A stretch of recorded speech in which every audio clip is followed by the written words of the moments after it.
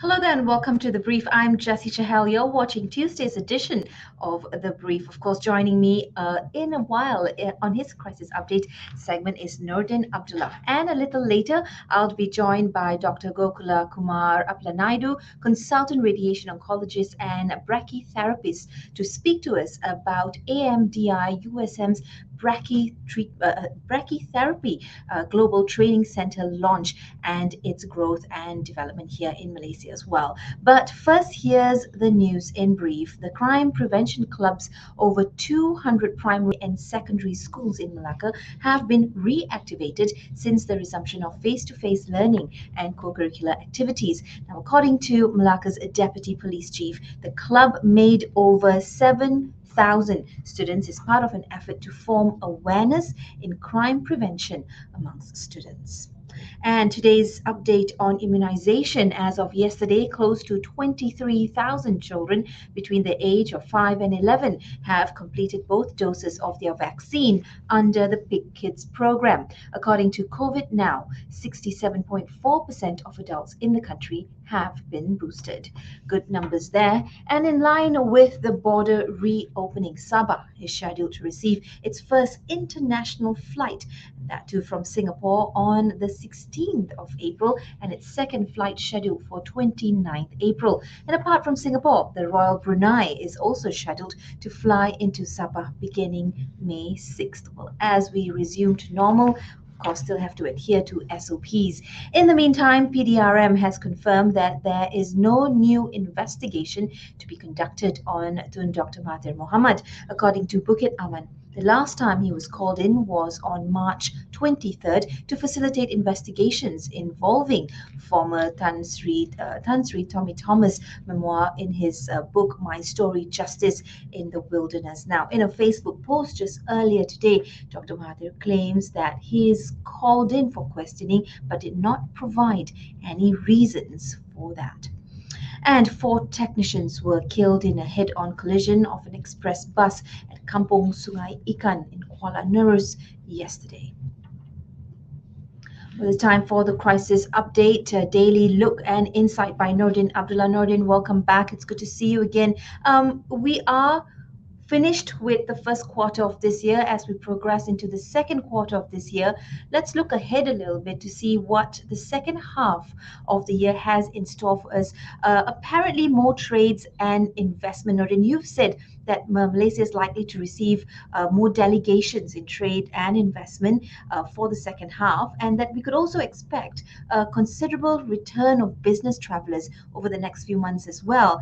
As we know, prior to COVID, Malaysia and the ASEAN region remains a popular business destination. So with Malaysia now well transitioned into the endemic phase, please help us describe the country's economic progress to date, Nordin.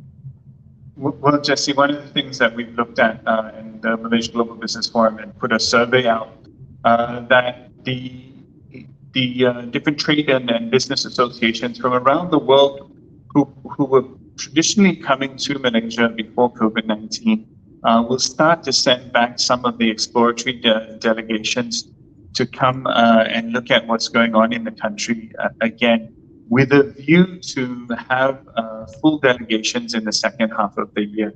Of course, now we're experiencing Ramadan and Raya, so there'll be that's why we say those numbers will trickle in at the moment.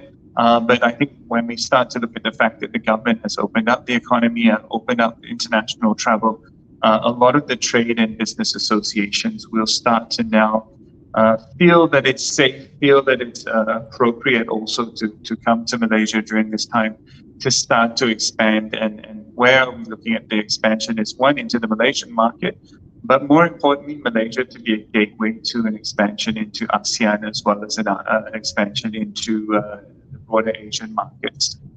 So that's what we've seen, and then that's what the data is showing us.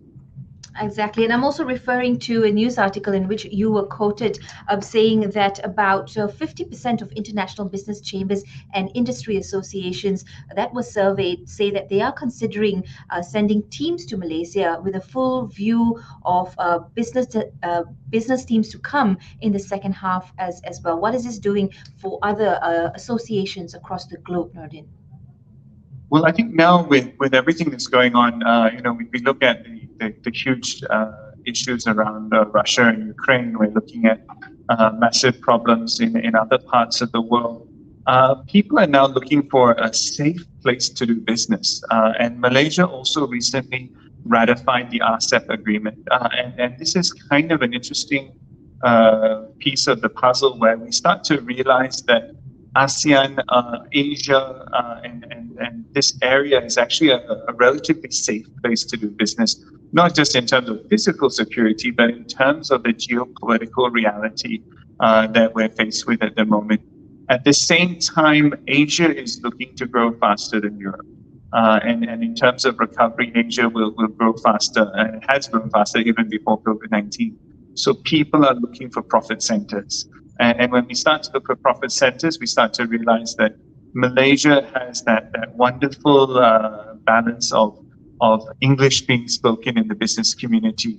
The cost of doing business here, especially the initial cost of doing business, hotel prices are not expensive. Convention centers are not expensive. So when you bring a trade delegation to Malaysia, they're able to expand and explore the Malaysian market, the ASEAN market, in a very cost-effective manner. Right, that's right. You talked about what's happening globally as well. And, while the world is busy with the war that's happening in Ukraine and Russia, Nordin, scientists are now saying that they fear that their last-ditch climate warnings are going to go unheeded, and international turmoil and, and soaring energy prices are going to sort of phase out our climate change agenda. And if we miss that boat, if we miss the bus, it could be too late. What can we do now in terms of ensuring that the climate change agenda and battle remains priority amidst all that's going around and happening across the globe? Well, Jessy, we definitely have a crisis of now. And some countries, if you look at countries like Sri Lanka, just getting their hands on petrol and having enough electricity to run at 24 hours a day is a daily challenge for the government there. So when it comes to the crisis of now, often other issues get put to the back burner. The unfortunate reality is that would be the case in many countries. But those countries that want to move forward, those countries that want to be part of the sustainable future and also remain resilient and be able to deal with the climate crisis in the future, have to invest now into the systems, into the education, into the forward thinking, and develop a strategy that involves in dealing with the environmental crisis. So if you don't, when you are hit by another crisis, you're going to be, you're going to experience, a technical term, a double whammy, and that's going to really impact. Impact not just your businesses that operate in those countries, but also the people that live in those countries. So this is the key component of ensuring that you don't get too far away from the environmental agenda and the climate change, addressing climate change. That's right. Climate change activists, of course, has also called that this is the biggest threat to security that modern humans have ever faced. This is the main crisis that the world should focus on at this point of time. And I guess perhaps what we can do now, the countries that are not involved with some of the other crises happening across the globe and not severely affected by the war, should focus on the ongoing climate change battle to save our planet. Nordin, thanks for weighing in, and we will speak to you again tomorrow. That was Nordin Abdullah, crisis management analyst, weighing in a little bit. Now let's take you to business in brief, and let's start with the ringgit. It opened slightly higher against the US dollar today on renewed buying interest of local currency. As of 9 a.m. today, $1 is 4 ringgit and 21 cent. And from the ringgit to the Bursa, it opened higher today in a cautious trading mode, taking cue from Wall Street's overnight performance on technology stocks and on the potential for more sanctions against Russia. As of 9:05 a.m. today, the benchmark FBM KLCI was at 0.65 of a point better at 1599.57. And on to gold. Its price is, or right now stands at 253 ringgit and 33 cent per gram, down 6 cent from yesterday. And here's a quick update from Bank Negara Malaysia. Short-term rates are expected to remain stable today as the bank's operations to absorb surplus liquidity from the financial system. Liquidity is estimated at 45.68 billion ringgit in the conventional system and 27.43 billion ringgit in Islamic funds. And in international business, Tesla's Elon Musk revealed a 9.2% stake in Twitter Incorporated with a passive value of $2.9 billion, likely making him the biggest shareholder of the company. An active Twitter user with a following of over 80 million. Musk's investment triggered a 23% rise in the company's share. Well, from that, we take you to our features segment today as I speak to Dr. GOKULA Kumar APPALANAIDO, consultant radiation oncologist and brachytherapist, to speak to us about hybrid brachytherapy for lung cancer treatment. Welcome, doctor. Thanks for joining us. Indeed, let's kick off with this first. Brachytherapy is not something well understood by the general and those who come from non-medical backgrounds as well. Perhaps you could explain to us in layman terms what is brachytherapy and its use in medicine or cancer treatment specifically, doctor. Yeah, thank you, Jessy. Um, okay, yeah, as you said, brachytherapy is not the term that's well understood among even sometimes the medical personnel too. So brachy stands for a short range, a Greek word for short range, and brachytherapy is a short range therapy. So myself as a radiation oncologist, we usually work in the radiotherapy department in the hospitals. And what this brachytherapy uh, the radiotherapy treatment, it consists of either external beam radiation where we shoot the tumor. Literally, we shoot the tumor by external radiation, is a gamma rays, or we can actually put in a needle into the tumor directly and radiate the tumor to a very high dose. And by delivering a high dose of radiation, what we can achieve is that what we call an ultimate lethal dose, where we can uh, kill any tumor cells because we are directly hitting the tumor. So that is what brachytherapy stands for. It's Right. a good use of radiation, rather than just making a weapons of mass destruction. Here we are looking at using the radiation for something good. And how what is its presence here in Malaysia and how successful has it been so far? Is it in mainstream cancer treatments at this point? Okay, brachytherapy has a long history. If you look at the cancer treatment, before the chemotherapy and all came in, it was radiotherapy. That's how we used to treat tumors.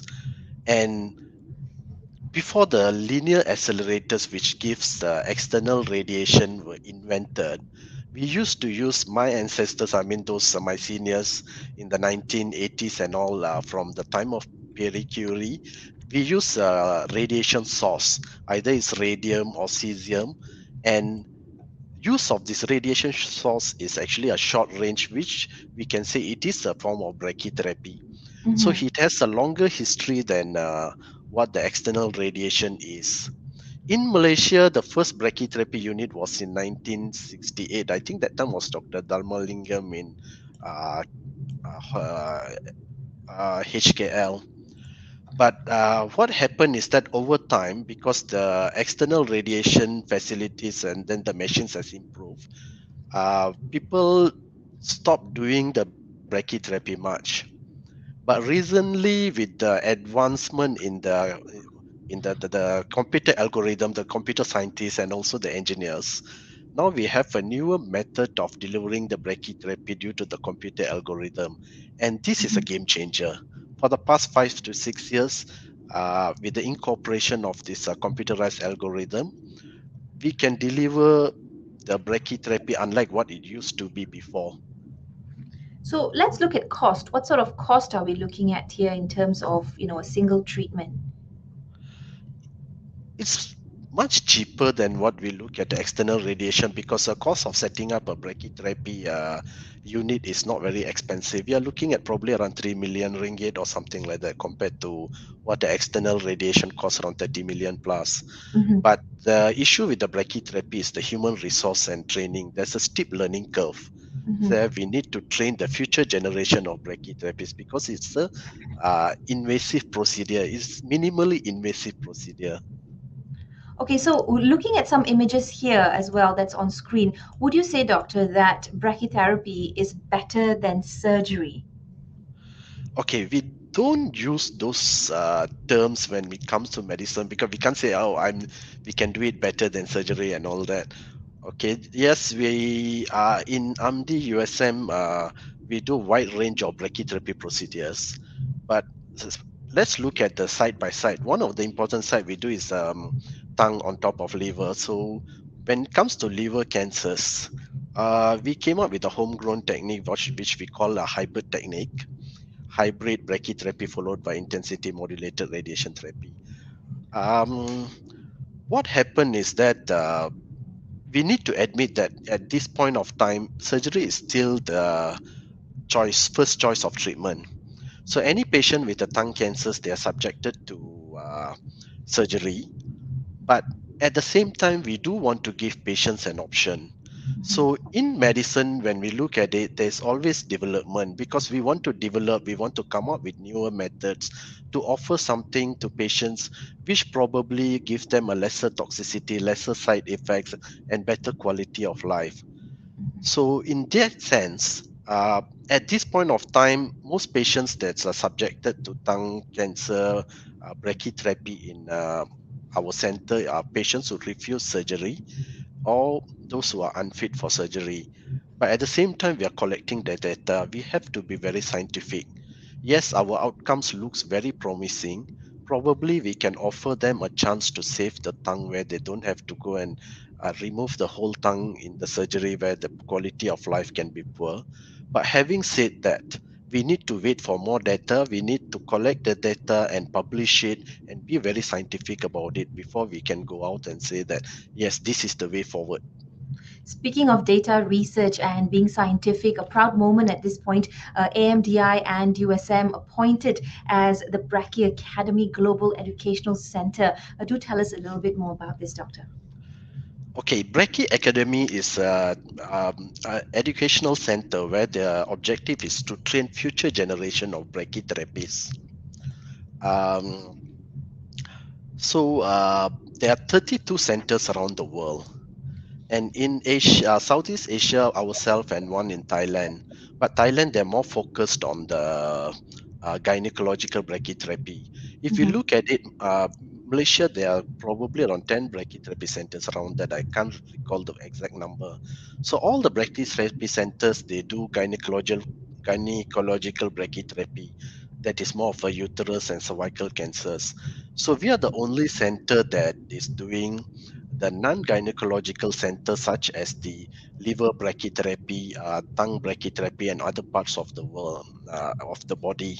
So if you look at liver, there are probably around 4 centers around the world which do brachytherapy for liver cancers. Tongue, there are quite a number, but our homegrown hybrid technique, that is uh, only us, we are doing it. We are teaching the rest right now.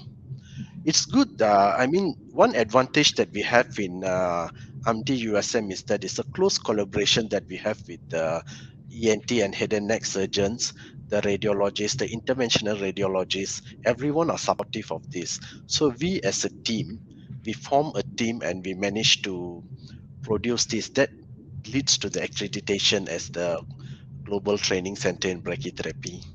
Definitely bringing many advantages to USM and the country with this appointment as well.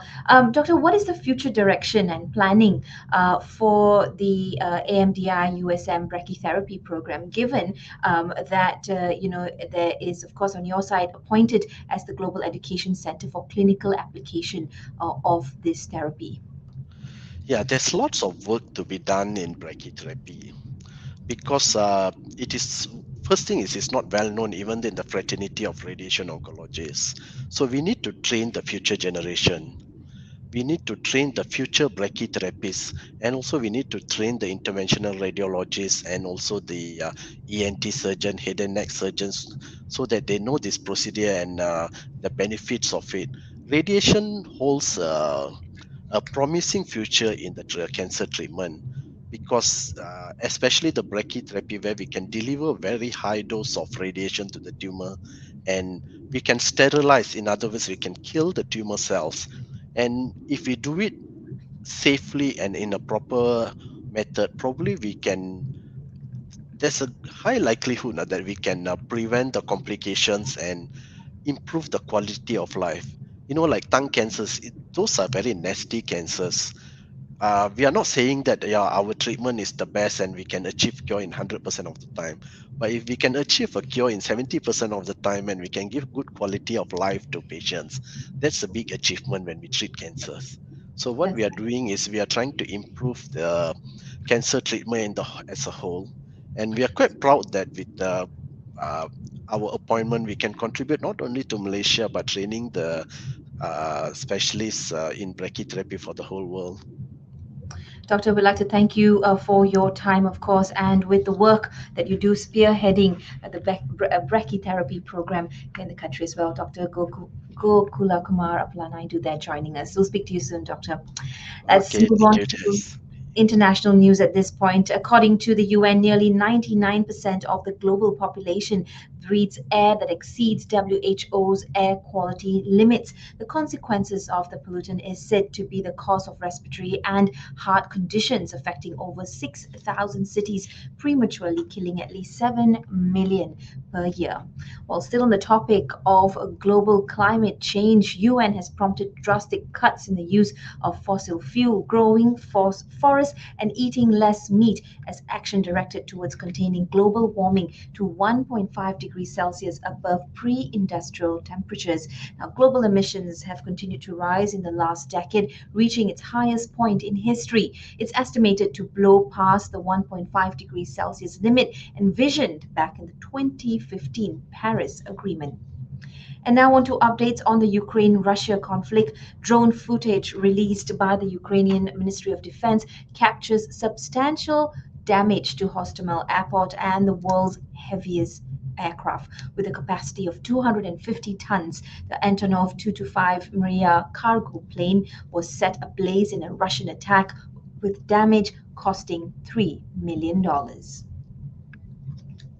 In another development, Far East, North Korea says that it opposes war, but if South Korea chooses military confrontation, launching a preemptive strike, the nuclear nation will have no choice but to attack. Recently, the South Korean defense minister announced the country's improved military, a statement aimed at North Korea, which the North dubs as a very big mistake. And in the meantime, the US is set to push the UN General Assembly to suspend Russia from the Human Rights Council following the killing of civilians in Ukraine's town of Bucha. A majority vote by two-thirds of the 193 assembly members is needed in suspension of a state for its violation of human rights. And in Sri Lanka, the police attempted to disperse hundreds of protesters with tear gas and water cannon as they gathered outside the Prime Minister's private residence. The dispersion followed the President's decision to drop his brother from the Finance Minister position, as well as disband the government, calling for a unity administration. With all that happening in the real world, here's a look at what's happening in the social media world. Trending on Twitter today, an update from yesterday's Grammys. 19-year-old singer Olivia Rodrigo is up the list worldwide, winning the award for Best New Artist.